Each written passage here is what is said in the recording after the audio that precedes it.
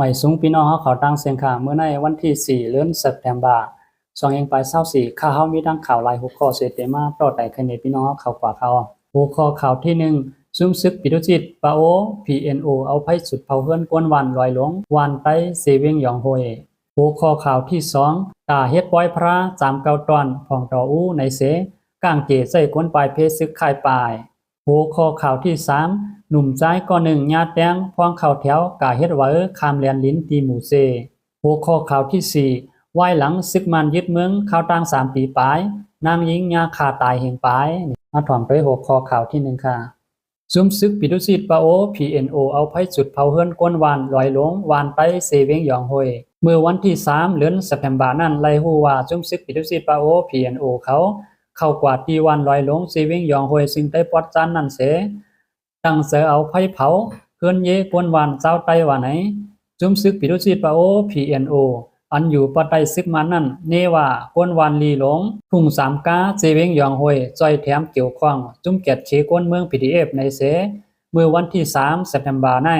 ตั้งใจเอาไฟจุดเผาเปียดเฮือนเยกวนวานในปืนตีในเยาเกี่ยวเลยลองในกวนวานก็นึงลัดเนว่าซุม PNO เขาในเข้ามาในวานเสตั้งใจเอาไฟเผาเฮือนเยในวาน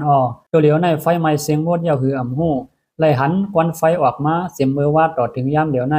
ซึกปิดุจิตเขาในโฮมตั้งของ4ซึกมานเสยเยาก่อการให้ว่าไหนต่อเหลียวดีวันลอยหลวงในย้อนซุมซึกปิดุจิตปาโอ PNO เขาตัดแรงอินเทอร์เน็ตและสายโฟนจอมเจอหิมหอมวานล่องหลวงนั่นไว้แลไฟไหม้เฮือนเยกวนวานกว่ามีหลายหลังอันว่านั่นอ่ำไปไล่ฮู้ไล่โหย่อยมันแก่ต่อว่าไหน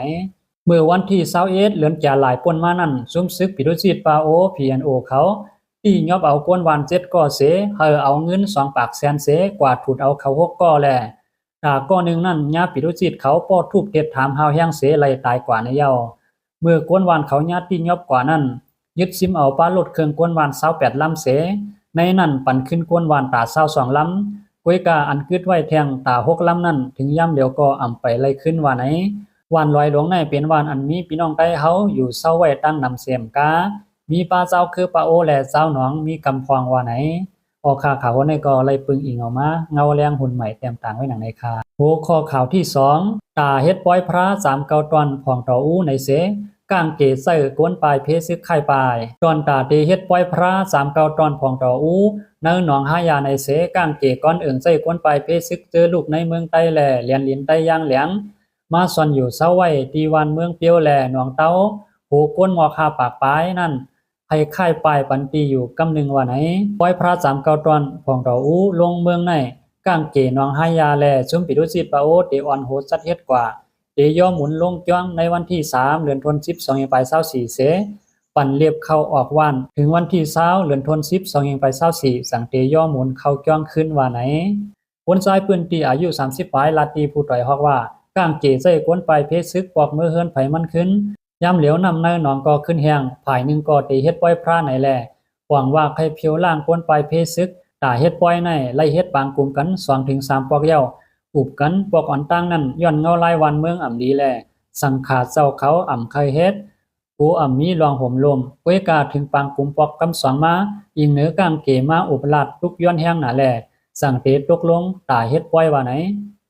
ยิงเหนือกวนปลายเพซึกไปสร้างปอกเฮือนขึ้นอ่ำจ้างกว่าซ่อนอยู่ที่ไรแลกำพองลูกตีจ้องหมุนเซาเสค่ายกว่าคาดวางในวันในเวียงเสอยู่เซาคนปลายเพซึกนางยิงอายุ40ปลายลัดตีผู้ต่อยฮอกว่าคนปลายเพซึกหมังเจอก่อปอกเมื่อขึ้นเย้าตีเต้อ่ำลึบคนปลายเพซึกก่อเฮ็ดปล่อยพระอะไรอยู่รู้ว่าไหนอ่ำนั้นเขาเตทางว่าวานเฮากัดเย็นเย้าในเสหรือเฮาเมื่อขึ้นหืออ่ำฮู้กำพองในเตปอกก่ออ่ำสร้างเต10กว่าตั้งนาแทงก่อเตไหลกว่าตั้งไหลอ่ำฮู้คนปลายเพซึกกำนำเปลี่ยนคนเฒ่าแลลูกอ่อนล่องอยู่เสากินสร้างหยาบพืชเสาตาหน้าก็อ่ำมีเป็นอันหยาบใสเต้ๆว่าไหนปันนำในหนองท่วมสูงในเฮ็ดให้กวนปลายเพซึกเสื้อมาซ่อนอยู่ในหนองหายา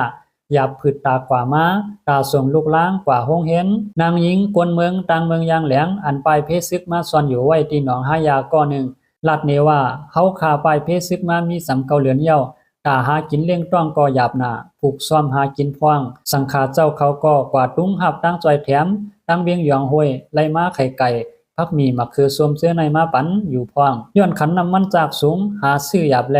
ลูกอ่อนอำสร้างกว่าเฮียนเล็กลูกอ่อนจันเงาจันเล็กเต้ไล่กึดการเฮียนเล็กไว้ไผมันว่าไหน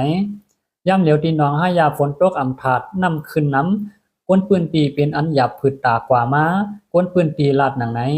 หัวข้อข่าวที่3หนุ่มซ้ายก็หนึ่งญาติแย้งพวงเข้าแถวกว่าเฮ็ดไว้คำแลนลิ้นตีเวงหูเซเมื่อว่าวันที่3เดือนธันวาคม2524ยามกลางวัน 12:30 น.หนุ่มซ้ายก็หนึ่งพวงกว่าเข้าแถวตาเฮ็ดไว้คำแลนลิ้นตีพักตูแลนลิ้นใต้เขเซเวงหูเซนั่นญาติแย้งหมัดเจ็บก็ญาติแย้งนั่นเป็นคนใจหนุ่มอายุ20ปลายพวงมันใจกว่าเข้าแถวตาไปเฮ็ดไว้คำแลนลิ้นนั่นไล่เถียงหม้อพิษกันตั้งก้นกินสร้างเอาตีอยู่ตาก้นเข้าแถว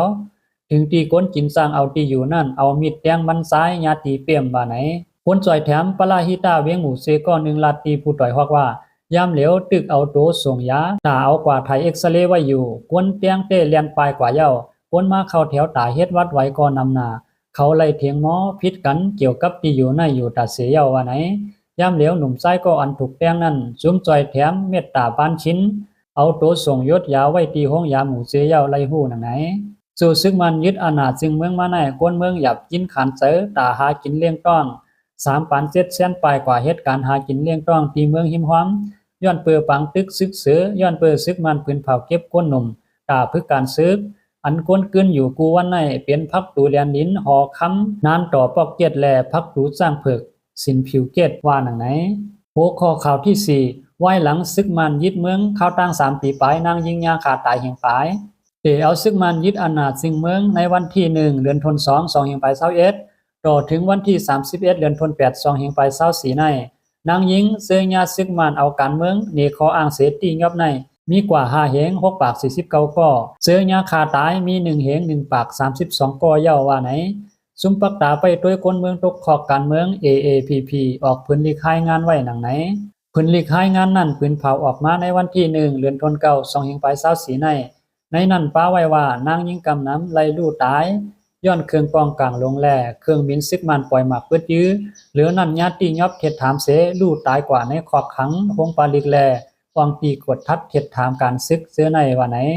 นางยิงหาเหงปลายเสื้อญาติยอบลอยพิษหมายมีมาตราการเมืองนั้นกำน้ำเป็นนางยิงในเตืองตากุงมี1เหง4ปาก40ก้อในเย้านางยิงเสื้อญาซึกมันตียอบลอยอ่ำซ้อมตราป่วนเปลี่ยนตั้งกะมาแลญาคาแหมตายเสื้อในตึกสวนถึงให้ผู้มีบุญพรผู้เกี่ยวข้องผู้เมืองเอาเรื่องปันสื่อข่าว BBC ออกไว้หนังไหนพอค้าข่าว3 6ข้อในก็ได้ปึงอิงเอามาผู้ต่อยฮอกออกไว้หนังไหนค่ะ